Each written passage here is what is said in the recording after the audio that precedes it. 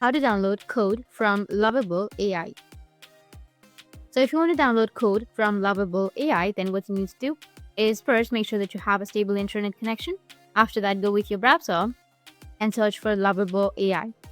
And then go with your official website and log into your account. If you don't have an account, you can go and create one. And once you're on your account, you need to just go and select the code or go with the page where you have your code. You need to just scroll down a bit. Now, once you have the code, like for example, I have a code right here. Now, you need to just click on the blue box and then you will have the code option right here. Now, if you want to copy this code, then what you need to do is just simply select all of these codes, or you also have copy option right here on the top left. You need to just simply go with copy, or you will also have an option of open in code editor. You need to click on it.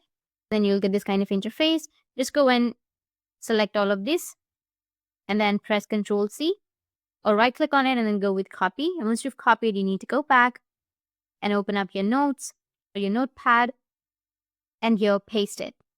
That's it. That's how you can download code from Lovable AI. And if you have any questions, feel free to comment below. Thanks for watching.